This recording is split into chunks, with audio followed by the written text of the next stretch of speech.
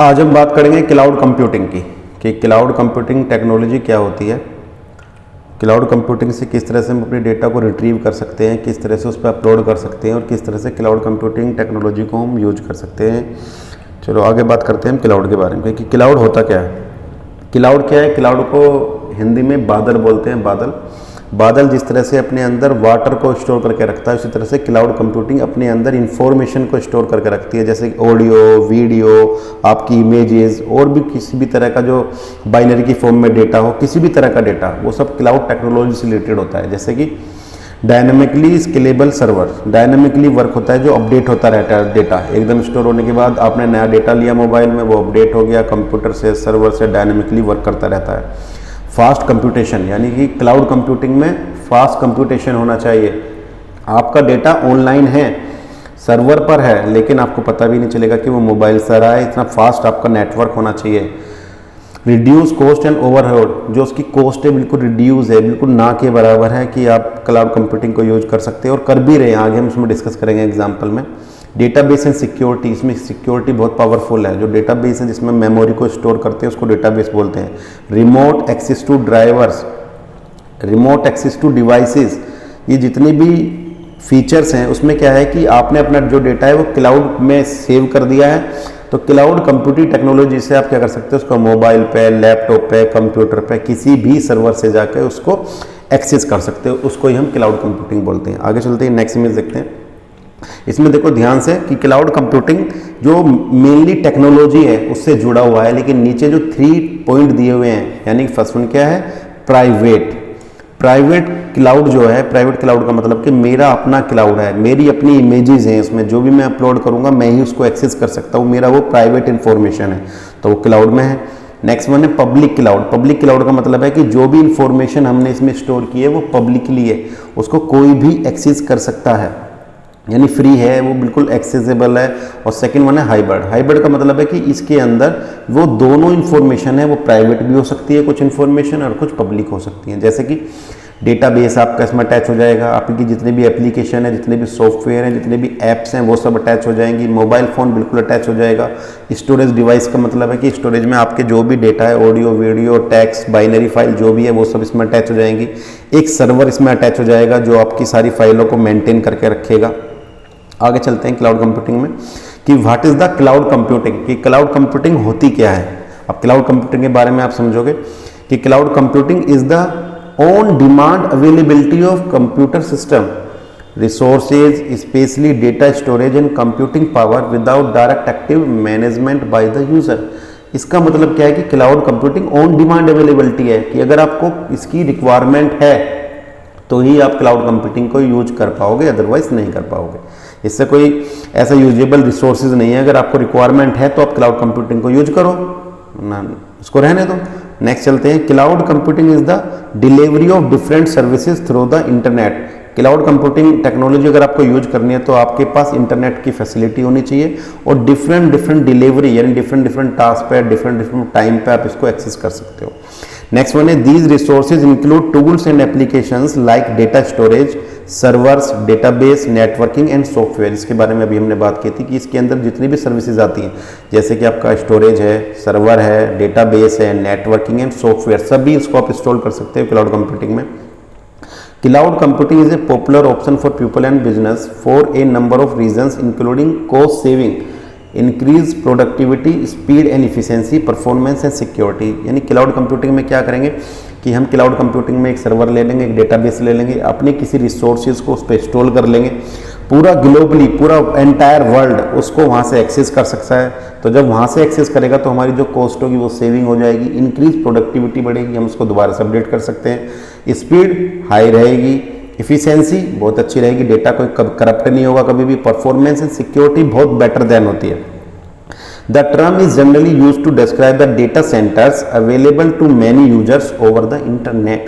जो टर्म है cloud computing, इसको डिस्क्राइब करते हैं डेटा के सेंटर, जो डेटा सेंटर हमने बनाए हुए, जैसे गूगल है, गूगल ड्राइव है, आपने सुना होगा गूगल ड्राइव है, तो गूगल का जो सेंटर है वो क्या है, गूगल ड्राइव है। गूगल ड्राइव पे आप जाके जो भी इंफॉर्मेशन है आप उसको सेव कर सकते हो और क्लाउड कंप्यूटिंग के थ्रू उसको एक्सेस कर सकते हो।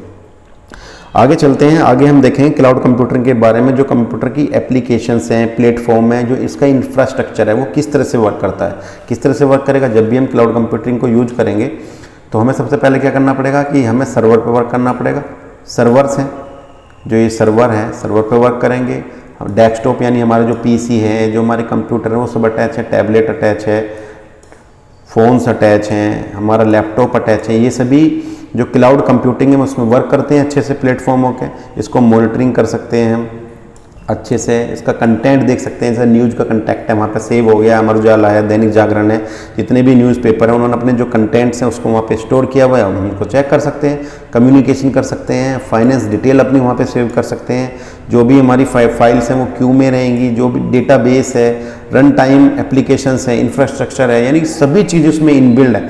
आप क्लाउड कंप्यूटिंग को किसी भी तरह से यूज कर सकते हो ईजिली। इसकी कुछ एप्लीकेशन है, उसके आगे चलते हैं। जो क्लाउड कंप्यूटिंग है, क्लाउड कंप्यूटिंग में हम क्या करेंगे, अब हम जानेंगे क्लाउड कंप्यूटिंग हिस्ट्री कि क्लाउड कंप्यूटिंग किस तरह से आया था। क्लाउड कंप्यूटिंग की जो हिस्ट्री है उसमें क्या है कि 1960 में, जब 1960 में हुआ तो सबसे पहले जो क्लाउड था, जो ऑनलाइन हमने जो सबसे पहले यूज किया था वो होता था मेन फ्रेम। यानी मेन फ्रेम के नाम से एक डेटाबेस आता था जिसको मेन फ्रेम बनाते थे, जिसको हम कंपनी में बेसिकली यूज करते थे। पीपल्स इसको जनरली यूज नहीं करते थे, काफ़ी कॉस्टली होता था। फिर 1970 में आ गया मिनी कंप्यूटर। एक मिनी कंप्यूटर था, मिनी कंप्यूटर का हुआ तो मिनी कंप्यूटर में हम डेटाबेस बनाने लगे, अपना मिनी कंप्यूटर में रखने लगे। उसमें पैम टॉप थे, जो छोटा कंप्यूटर आता था, उसमें लैपटॉप भी आ सकते हैं, आप जितने भी लैपटॉप थे मिनी कंप्यूटर के नाम में आ गया। फिर 1980 में क्लाइंट सर्वर आ गया। यानी क्लाइंट सर्वर का मतलब है जो कंपनी थी वो अपना डेटाबेस ऑनलाइन जनरेट करने लगी और अपने क्लाइंट्स को, जो भी उनके क्लाइंट्स हैं वो यूज करने लगे, कोई भी ऑनलाइन एप्लीकेशंस हैं वो सारी चीज़ें। 1990 में वेब, आपने सुना होगा WWW, वर्ल्ड वाइड वेब, 1990 में वो लॉन्च हो गया। और वर्ल्ड वाइड वेब एक एड्रेस के थ्रू, एक हाइपर लिंक बनाने के बाद, एक लिंक बना के डेटाबेस के अंदर इंफॉर्मेशन को सेव करना पड़ा। नेक्स्ट वन है 2000 में, मीन्स क्या हुआ, जो वर्चुअलाइजेशन मीन्स होता है कि जब कंप्यूटर था उसको एक्सटेंड कर दिया गया। 2000 में जो वेब है उसको वर्चुअलाइजेशन कर दिया, आप उसको डेटा को, सारी इंफॉर्मेशन को अब ऑनलाइन देख भी सकते हो, एक्सेस कर सकते हो और उस पर वर्क कर सकते हो। नेक्स्ट वन फाइनली 2010 में जो क्लाउड है, क्लाउड कंप्यूटिंग डिस्कवरी हुई कि क्लाउड बना के हम डेटा को किस तरह से सेव कर सकते हैं, हम उसको एक्सेस कर सकते हैं, उसके बारे में किस तरह से डिस्क्राइब कर सकते हैं, उसकी रिसोर्सेज को किस तरह से हम एक्सेस कर सकते हैं। ये इसकी हिस्ट्री है। आगे चलते हैं। अंडरस्टैंडिंग क्लाउड कंप्यूटिंग, यानी क्लाउड कंप्यूटिंग को हम किस तरह से समझ सकते हैं, क्लाउड कंप्यूटिंग होती क्या है। यानी cloud computing is named as such because the information being accessed is found remotely in the cloud और ए वर्चुअल स्पेस। यानी हमने जो इन्फॉर्मेशन है वो गूगल ड्राइव में, ईमेल पे, फेसबुक पे, कहीं भी क्लाउडली, यानी क्लाउड नेटवर्किंग के थ्रू उसको सेव कर दिया। हम उसको रिमोटली अपने मोबाइल से, लैपटॉप से, वाईफाई से, किसी भी गैजेट से अगर उसको एक्सेस करते हैं तो वो क्या होती है, वो क्लाउड कंप्यूटिंग में आती है। नेक्स्ट वन है companies that provide cloud services enable users to store file and application और remote server and then access all the data by a internet. जितनी भी इंफॉर्मेशन होगी आप विदाउट इंटरनेट के उसको एक्सेस नहीं कर पाओगे, हमें इंटरनेट की रिक्वायरमेंट पड़ेगी जब भी हमें इंफॉर्मेशन को एक्सेस करना है। नेक्स्ट वन है the internet becomes the cloud and while your data work and applications are available from any device with which you can connect to the internet anywhere in the world। यानी जो भी हमारा data है वो violet हो चुका है, इस तरह से वायलेट हो चुका है कि पूरे वर्ल्ड में हमारा अगर इंफॉर्मेशन इंटरनेट के थ्रू सेव होगी है क्लाउड में, तो हम पूरे वर्ल्ड में उसको एनीवेयर, कहीं भी उसको हम एक्सेस कर सकते हैं। ठीक है। नेक्स्ट मैंने cloud computing can be both public and private, यानी दोनों हो सकती है, हाइब्रिड होगी, जो हमने स्टार्टिंग में बात की थी कि पब्लिक भी हो सकती है और प्राइवेट भी हो सकती है। पब्लिक में जो भी इंफॉर्मेशन हम डालेंगे वो पब्लिकली शेयर हो जाएगी, प्राइवेट में वो हमारी अपनी पर्सनल इंफॉर्मेशन है। आगे चलते हैं और हम बात करेंगे क्लाउड कंप्यूटिंग सर्विसेज की, यानी क्लाउड कंप्यूटिंग हमें कौन कौन सी सर्विसेज प्रोवाइड करता है। इसमें अगर डिस्कस करेंगे, जैसे ईमेल है, ईमेल भी क्लाउड की है क्योंकि हमारी इंफॉर्मेशन सभी ईमेल पर है और हम किसी भी डिवाइस से, मोबाइल से, फेसबुक से, कहीं से भी ईमेल को ओपन करेंगे नेट के थ्रू और वहां से अपनी इंफॉर्मेशन को एक्सेस कर लेंगे। नेक्स्ट वन है storage backup and data retrieval, यानी हमारा जो स्टोरेज बना हुआ है, हमारा बैकअप बना हुआ है, आपने देखा होगा कि आप प्ले स्टोर में जाते हो तो आपका जो ऐप्स हैं उसका भी बैकअप बन जाता है, तो वो बैकअप हमारा ऑनलाइन स्टोर होता रहता है, वो भी क्लाउड कंप्यूटिंग के थ्रू होता है। नेक्स्ट वन है audio and video streaming. Audio and video streaming का मतलब है कि आपके मोबाइल में, लैपटॉप में जो भी ऑडियो वीडियो है वो कम स्पेस में होने के बाद, कन्वर्ट होने के बाद, एक्सप्रेस होने के बाद वो स्ट्रीमिंग हो जाती है। स्ट्रीमिंग का मतलब है कम स्पेस लेंगे और डेटाबेस में जाकर सेव हो जाती है। जब भी आपको रिक्वायरमेंट होती है आप वहाँ से डाउनलोड कर सकते हो, एक्सेस कर सकते हो। नेक्स्ट वन है डिलीवरिंग सॉफ्टवेयर ऑन डिमांड, यानी कोई भी सॉफ्टवेयर आपने मोबाइल में इंस्टॉल कर लिया है तो उसका एक छोटा सा कीवर्ड, शॉर्टकट, मेमोरी का, वो आपके क्लाउड कंप्यूटिंग में सेव हो जाएगा। आप चाहोगे तो सॉफ्टवेयर को दोबारा से रिस्टोर कर सकते हो। और क्रिएटिंग एंड टेस्टिंग एप्स, आप किसी भी ऐप को क्रिएट कर सकते हो, टेस्टिंग कर सकते हो, क्लाउड में जाके सारी ऐप आपकी सेव हो जाएंगी, जिस पे भी चाहो आप वर्क कर सकते हो। नेक्स्ट है एनी डेटा, आप किसी भी तरह का डेटा क्लाउड में सेव कर सकते हो। ये कुछ इंपॉर्टेंट सर्विसेज थी। आगे चलते हैं।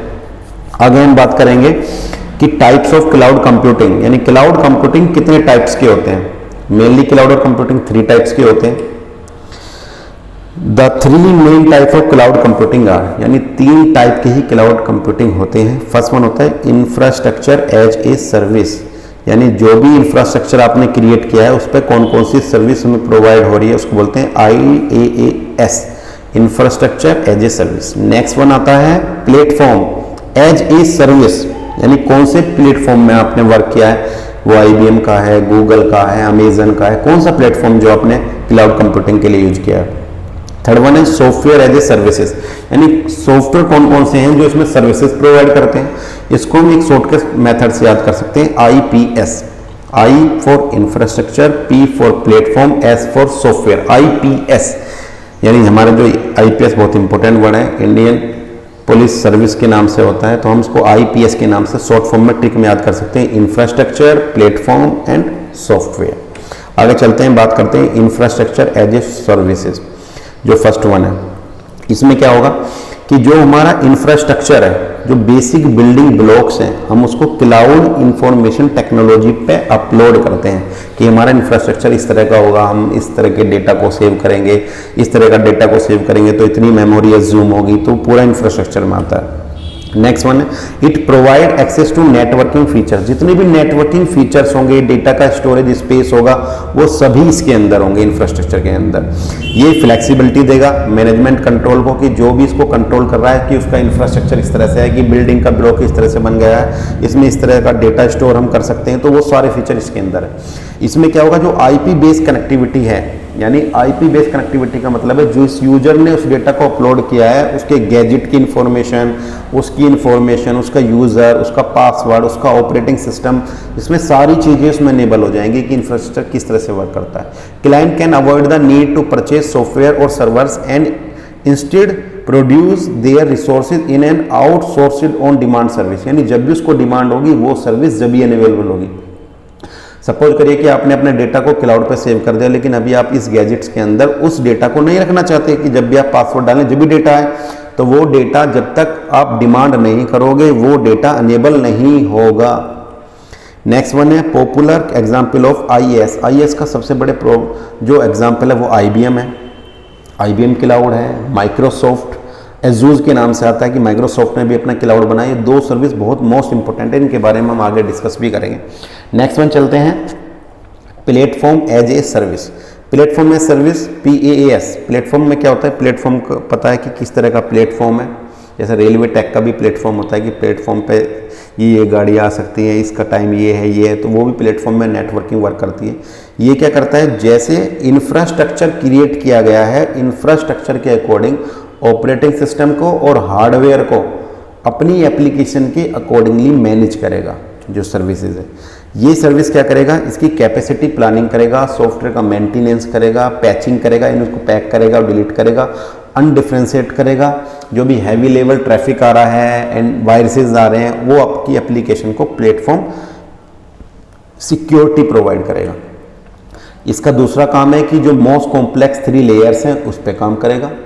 जो लेयर्स होती हैं, जैसे अपने लेयर्स में नेटवर्किंग लेयर होती है, एप्लीकेशन लेयर होती है, सिक्योरिटी लेयर होती है, उन लेयर पर वर्क करता है। नेक्स्ट वन है इट शेयर सम सिमिलरिटी सास, यानी कि जो अभी अपने पहले वाले सर्विस देखी उसको भी प्राइमरी डिफरेंसेस करेगा। इंफ्रास्ट्रक्चर के बाद जो सर्विसेज आएगी उसको प्राइमरी डिफरेंस करेगा, जो सॉफ्टवेयर की ऑनलाइन डिलीवरी करेगा, प्लेटफॉर्म को क्रिएट करेगा विद इंटरनेट। नेक्स्ट वन चलते हैं, लास्ट वन है the model include platform like salesforce.com। ये इसका एग्जाम्पल है इस मॉडल का जो ये वर्क करते हैं, जैसे salesforce.com है या Heroku है, ये दो नाम के सॉफ्टवेयर हैं जो इसी प्लेटफॉर्म पे वर्क करते हैं क्लाउड कंप्यूटिंग में। नेक्स्ट वन है सॉफ्टवेयर एज ए सर्विस, यानी जो सॉफ्टवेयर है वो कौन कौन सी सर्विसेज प्रोवाइड कर रहा है, उसको जो मेंटेन करेगा वो ये वाली टाइप है, जो थर्ड वाली टाइप है। ये क्या करेगा, जो कंप्लीट प्रोडक्ट की डिटेल है उनको रन करेगा, मैनेज करेगा और उसको सर्विस प्रोवाइड करेगा। सर्विस प्रोवाइड के साथ साथ जो भी ईमेल बेस्ड एप्लीकेशन है, जब भी आप किसी भी सर्विस को प्रोवाइड करोगे तो वो आपको एक मैसेज के थ्रू अलर्ट भी करेगा एंड यूजर से। नेक्स्ट वन है कि वो क्या करेगा, जो भी इंफ्रास्ट्रक्चर आपने मैनेज करा है इंफ्रास्ट्रक्चर को मेंटेन भी करेगा और उसके थ्रू जो भी एप्लीकेशन आप इंस्टॉल करते हो उस एप्लीकेशन को उसकी बाउंडिंग करेगा, उसको ऑफर करेगा कि इस एप्लीकेशन की मेंटेनेंस किस तरह से करनी है। वो आपको क्या करेगा, पर्टिकुलर जो सॉफ्टवेयर है उसके बारे में बताएगा कि कितनी MB लेगा, किसने इसको डेवलप किया है, वो सेफ़ है आपकी सिक्योरिटी के लिए या नहीं है। ये सारे सॉफ्टवेयर एज ए सर्विस में ही वर्क करते हैं। वो आपको लाइसेंस भी प्रोवाइड करेगा कि जो भी एप्लीकेशन इसका लाइसेंस ये है, कस्टमर को ये फैसिलिटी भी प्रोवाइड करेगा। Licence are typically provide through a pay as you go model और ऑन डिमांड, यानी अगर आपको डिमांड है तो आप उसका लाइसेंस वर्जन भी यूज कर सकते हो। अगर विदाउट लाइसेंस वर्जन आप यूज करोगे तो जो भी कंपनी ने फ्री ऑफ कॉस्ट जितनी भी फैसिलिटी दी है आप उसको यूज कर सकते हो normally. System can be found in Microsoft office. Microsoft office में इस सर्विस को अपने आप ही इनबिल्ड किया हुआ है कि आप जो भी माइक्रोसॉफ्ट का अगर सॉफ्टवेयर यूज करते हो, जो भी आप एक्सेस करोगे उसको क्लाउड कंप्यूटिंग में नॉर्मली अपलोड कर सकते हो। आगे चलते हैं टाइप ऑफ कंप्यूटिंग में ही इन तीनों को डिफ्रेंशिएट करते हैं। देखो ऑन प्रीमाइज में हमारे पास कुछ इसकी जो क्लाउड कंप्यूटिंग है इसकी एप्लीकेशन है। इस एप्लीकेशन में क्या है कि इसकी सर्विसेज हैं कि हमें इसमें क्या क्या वर्क करने हैं, क्या क्या वर्क नहीं करने हैं। हम इन तीनों जो टाइप्स हैं उसमें डिस्क्राइब करेंगे कि किस तरह से हम देखेंगे कौन सी एप्लीकेशन किस में हम वर्क कर सकते हैं, किस में वर्क नहीं कर सकते। जैसे कि एप्लीकेशन है, डेटा है, रन टाइम है, मिडिल वेयर है, ऑपरेटिंग सिस्टम है, वर्चुअलाइजेशन है, सर्वर्स है, स्टोरेज है, नेटवर्किंग है। जितने भी सारे टॉपिक हैं उनको हम किस तरह से मेंटेन करेंगे। तो फर्स्ट वाली जो लेयर है आपकी इंफ्रास्ट्रक्चर एज ए सर्विस। इसमें जो ऊपर के जो ग्रीन हुए हैं जैसे एप्लीकेशन है, आपका डेटा है, एप्लीकेशन के बाद डेटा के बाद जो आपका रन टाइम है, मिडिल वेयर है, इसमें जो है मिडिल वेयर के साथ ऑपरेटिंग सिस्टम है। जितने भी ये फीचर हैं ये इसमें अच्छे से वर्क करते हैं, ठीक है। जो ये वर्क करेंगे तो ये 5 जो फीचर हैं इसके अंदर ये वर्क करेंगे इसके अंदर इंफ्रास्ट्रक्चर में, ठीक है। नेक्स्ट वन है आपका जो नेक्स्ट लेयर है उसमें केवल 2 ही फीचर है, एप्लीकेशन और डेटा, इन पे वर्क करेगा। और जो नीचे के जो फीचर है वो उसमें इनबिल्ड है, ऑटोमेटिकली वर्क करेंगे। थर्ड वन है इसमें जो सभी फीचर हैं, यानी कि आप इस तरह से समझ सकते हैं जो भी ग्रीन फीचर हैं वो उसमें एप्लीकेबल होंगे और जो रेड फीचर हैं वो इसमें विजुअलाइजेशन होंगे, यानी ऑटोमेटिकली उसमें वर्क करेंगे। वो लाइसेंस वाला पार्ट हो गया एक तरह से। अगर ग्रीन वाले हैं तो आप फ्री ऑफ कॉस्ट उसको यूज कर सकते हैं। एप्लीकेशन है, डेटा है, रन टाइम है, मिडिल वेयर है, ऑपरेटिंग सिस्टम, जो बाकी के फीचर हैं उसके लिए क्या करना पड़ेगा, आपको एक लाइसेंस लेना पड़ेगा। जब लाइसेंस ले लोगे तो उसके बाद आप इसकी पूरी कंप्लीटली जो इन्फॉर्मेशन है, जो एक्सेस हैं वो यूज कर सकते हो। सेकंड वाली लेयर में केवल 2 ही एप्लीकेशन और डेटा को यूज कर सकते हैं। और थर्ड वाली जो लेयर है वो केवल लाइसेंस्ड के लिए, जैसे कंपनी वाले यूज करते हैं सॉफ्टवेयर सर्विसेज, जो आपको सॉफ्टवेयर या एप्स प्रोवाइड करते हैं। आप जैसे व्हाट्सएप है, फेसबुक का ऐप डाउनलोड करते हो तो वो कंपनी उसको लाइसेंस लेती है। लाइसेंस लेने के बाद ही आप उसको एक्सेस कर सकते हो।